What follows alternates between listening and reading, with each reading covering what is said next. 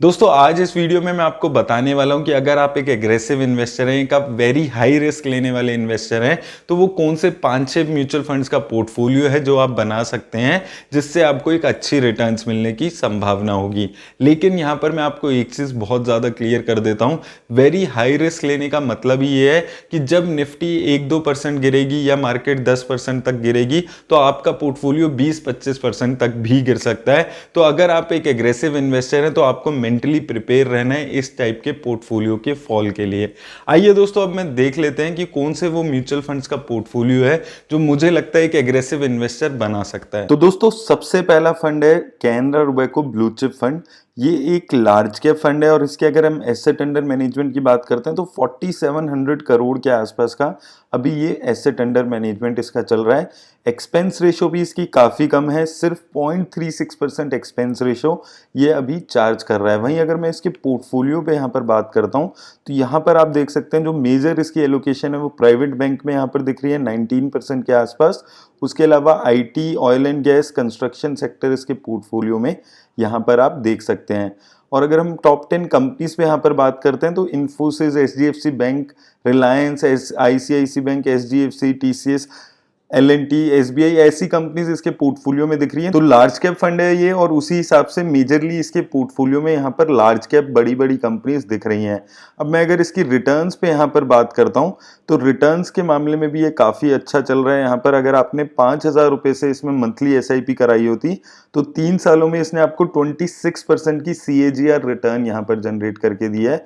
वहीं अगर हम 5 सालों में देखते हैं तो 5 सालों में 20% के आसपास की CAGR रिटर्न जनरेट की है। यानी कि अगर आप 5,000 रुपये पर मंथ इसमें एसआईपी कराते तो आपका वो पैसा इस फंड ने लगभग 4,72,000 के आसपास बना दिया है। वहीं अगर मैं वन टाइम रिटर्न पे यहाँ पर बात करूं तो 5 सालों में वही 50,000 रुपये इस फंड ने आपके 1,22,000 के आसपास बना दिए हैं। तो काफ़ी अच्छी रिटर्न ये फंड लगातार दे रहा है। लार्ज कैप कैटेगरी में one of the best performing fund चल रहा है। दूसरा फंड दोस्तों यहाँ पर आ जाता है Mirae asset mid cap fund. ये फंड भी मुझे काफ़ी अच्छा लगता है। मिड कैप कैटेगरी का ये एक फंड है और इसका जो एसेट अंडर मैनेजमेंट चल रहा है वो 6,000 करोड़ के आसपास का चल रहा है। एसेट अंडर मैनेजमेंट भी काफी कम है इसका। और अगर हम इसके एक्सपेंस रेशो पे भी बात करते हैं तो सिर्फ 0.49% की एक्सपेंस रेशो आप इस फंड की देख सकते हैं। एक्सपेंस रेशो भी इस फंड की काफी कम यहाँ पर दिख रही है। वहीं अगर मैं क्विकली आपको इसका पोर्टफोलियो यहाँ पर दिखाऊं तो इसने सबसे ज्यादा पैसा फार्मास्यूटिकल में लगाया हुआ है 8% के आसपास। उसके अलावा private banks, home and electronics जैसे यहाँ पर आप सेक्टर देख सकते हैं। तो मिड कैप सेक्टर्स काफी अलग हो जाते हैं अगर हम उसको लार्ज कैप से कंपेयर करते हैं। वहीं अगर यहाँ पर मैं कंपनीज पे बात करूं तो axis bank, federal bank, Jindal steel, Bharat electronic, Voltas जैसी कंपनीज यहाँ पर आपको दिख रही हैं। तो ये फंड मुझे इसलिए भी अच्छा लगता है कि ये काफी अच्छी डाइवर्सिफिकेशन आपके पोर्टफोलियो को यहाँ पर प्रोवाइड करता है। काफी डिफरेंट कंपनीज इसके पोर्टफोलियो में यहाँ पर मिल जाती है। वहीं अगर मैं रिटर्न्स पे यहाँ पर बात करता हूँ तो दोस्तों ये फंड ज्यादा पुराना फंड नहीं है, तो 2 साल तक की ही रिटर्न्स इसकी अभी अवेलेबल है। और अगर आपने 5,000 रुपए से इस फंड में एसआईपी कराई होती तो 2 सालों में इस फंड ने आपको 47% की CAGR रिटर्न जनरेट करके दी है। 2 सालों में इस फंड ने आपकी 1,20,000 की लागत 1,78,000 के आसपास बना दी है। वहीं 50,000 रुपए अगर आपने वन टाइम इस फंड में लगाए होते 2 साल पहले तो वो पैसा आपका लगभग डबल इस फंड ने कर दिया है, बल्कि डबल से भी ज्यादा रिटर्न इस फंड ने आपको 2 सालों में जनरेट करके दी है।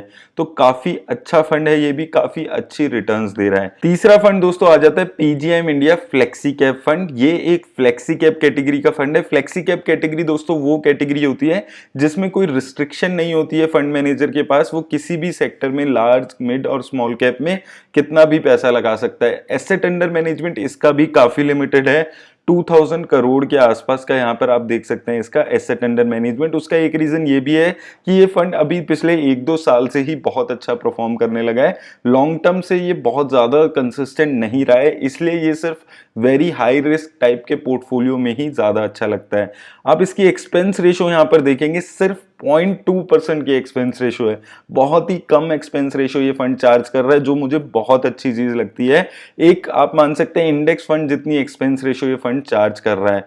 और अगर दोस्तों यहाँ पर अब हम इसकी पोर्टफोलियो पे बात करें तो अगर पहले मैं सेक्टर वाइज एलोकेशन पे बात करूं तो आईटी सेक्टर में इसका सबसे ज्यादा पैसा दिख रहा है 14.59%। उसके अलावा इन्वेस्टमेंट बैंकिंग में 11%, कंस्ट्रक्शन, फार्मास्यूटिकल और होम फाइनेंसिंग में भी इसने काफी अच्छा खासा यहाँ पर एलोकेशन किया हुआ है। कंपनी वाइज एलोकेशन हम देखते हैं तो Infosys, ICICI Bank, L&T, SBI, TCS, HDFC, Oberoi Limited और कैनफिन होम्स जैसी कंपनीज यहाँ पर दिख रही है। तो दोस्तों सिंस ये एक फ्लेक्सी कैप फंड है तो वो इसके टॉप 10 के पोर्टफोलियो में भी दिख रहा है। ऊपर की आप 5-6 कंपनीज देखेंगे तो ये सारी कंपनीज लार्ज कैप कंपनीज है। उसके अलावा आपके पास मिड कैप और स्मॉल कैप कंपनीज भी आप इसके पोर्टफोलियो में देख सकते हैं।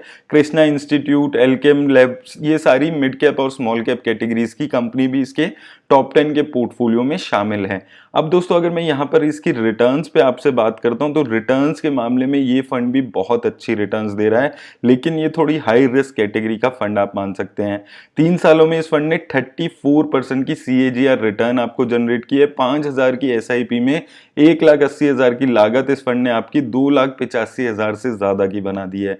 वहीं अगर आप वन टाइम इन्वेस्टमेंट पे भी यहाँ पर बात करते हैं, 3 सालों में इस फंड ने आपकी 50,000 की लागत 1,21,000 रुपए के आसपास बना दी है।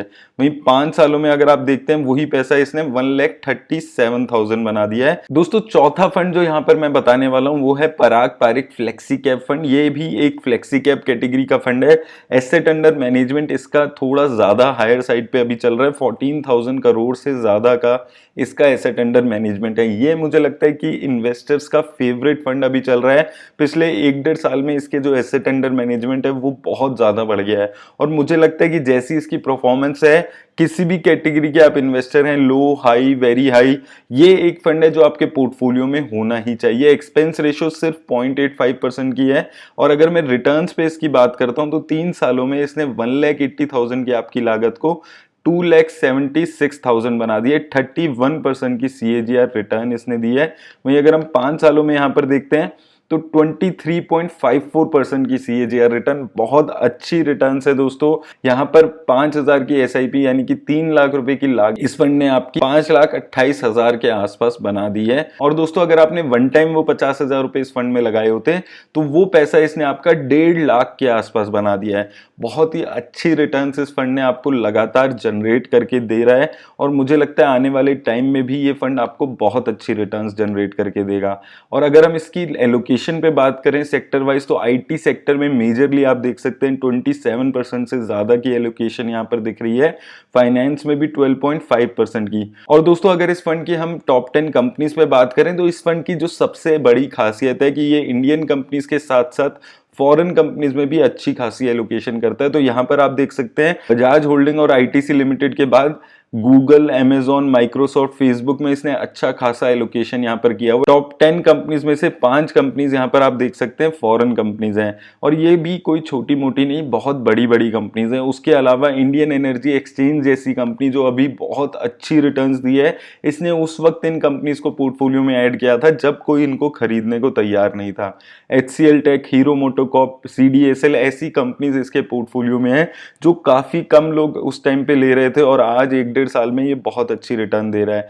हीरो मोटोकॉर्प, ITC अभी भी ऐसी कंपनीज है जो अभी भी रिटर्न नहीं दे रहे हैं, लेकिन अगर ये रिटर्न्स देना शुरू करेंगे तो मुझे लगता है आपका पोर्टफोलियो और अच्छी रिटर्न्स देने लगेगा। वैल्यू ओरिएंटेड फंड है ये, वैल्यू ओरिएंटेड कंपनीज में ज्यादा इन्वेस्ट करता है। दोस्तों मैं बहुत ब्रीफली इन फंड्स के बारे में इस वीडियो में बता रहा हूं क्योंकि डिटेल्ड वीडियो मैंने अपने चैनल पे इन्हीं सभी फंड्स की डाली हुई है। आप मेरे चैनल पे जाकर डिटेल्ड एनालिसिस इन सब फंड्स का देख सकते हैं। अगला फंड दोस्तों आ जाता है एक्सिस स्मॉल कैप फंड। ये मुझे स्मॉल कैप कैटेगरी में बहुत अच्छा फंड लगता है क्योंकि ये रिटर्न के साथ साथ आपको रिस्क भी कम जनरेट कर रहा है। अब अगर हम इसकी रिटर्न पे यहाँ पर बात करें तो यहाँ पर आप देख सकते हैं सबसे पहले एसेट अंडर मैनेजमेंट इसका 7,300 करोड़ के आसपास है। एक्सपेंस रेशो इसकी भी काफी कम है। आप ये देखेंगे जितने भी मैंने फंड्स अभी तक बताए हैं उनकी एक्सपेंस रेशो काफी लिमिटेड है। सिर्फ 0.39% की एक्सपेंस रेशो ये फंड भी चार्ज कर रहा है। अब मैं अगर क्विकली आपको इसकी रिटर्न्स पे बात करूं तो 37% की CAGR रिटर्न इसने 3 सालों में जनरेट करके दी है। 5,000 रुपए अगर आप SIP करा रहे होते हर साल तो 1,80,000 की लागत आपकी इस फंड ने 3 लाख के आसपास बना दी है। वहीं 5 सालों की अगर हम बात करें, 5 सालों में इस फंड ने 24% के आसपास की रिटर्न आपको जनरेट करके दी है। 3 लाख की आपकी SIP की लागत 5 लाख से ज्यादा की इस फंड ने बना दी है। तो रिटर्न्स बहुत अच्छी है इस फंड्स की, बहुत अच्छी रिटर्न्स जनरेट हो रही है। और अगर आपने इसमें वन टाइम 50,000 रुपए लगाए होते 5 साल पहले, तो वो पैसा इस फंड ने आपका लगभग 1.5 लाख रुपए के आसपास बना दिया है।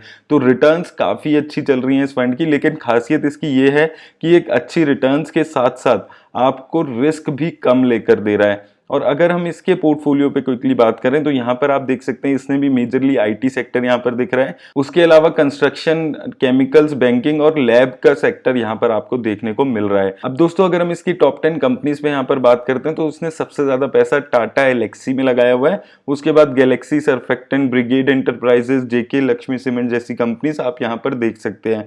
तो कंपनीज इसकी भी काफी अच्छी है, ये सारी ही कंपनीज बहुत अच्छी रिटर्न्स दे रही हैं। और खासियत इस फंड की है कि बुरे वक्त में ये कम गिरता है और अच्छे वक्त में ये अच्छी कंसिस्टेंसी से रिटर्न दे रहा है। और दोस्तों आखिरी फंड जो मैं एक वेरी हाई रिस्क लेने वाले इन्वेस्टर के लिए यहाँ पर सजेस्ट करने वाला हूँ वो है आईसीआईसी प्रूडेंशियल टेक्नोलॉजी फंड। दोस्तों सेक्टोरल फंड्स की कैटेगरी में ये इकलौता सेक्टर है जो मुझे अभी लगता है आने वाले टाइम में आपको अच्छी रिटर्न दे सकता है। लेकिन आपको दोस्तों याद रखना है कि जो टेक्नोलॉजी सेक्टर है या कोई भी सेक्टोरल फंड है वो उन्हीं इन्वेस्टर्स के लिए अच्छा होता है जो वेरी हाई रिस्क ले सकते हैं। अगर आप लो या मीडियम रिस्क लेने वाले इन्वेस्टर हैं तो आप किसी एक पर्टिकुलर सेक्टर में बेट करने से अवॉइड करें।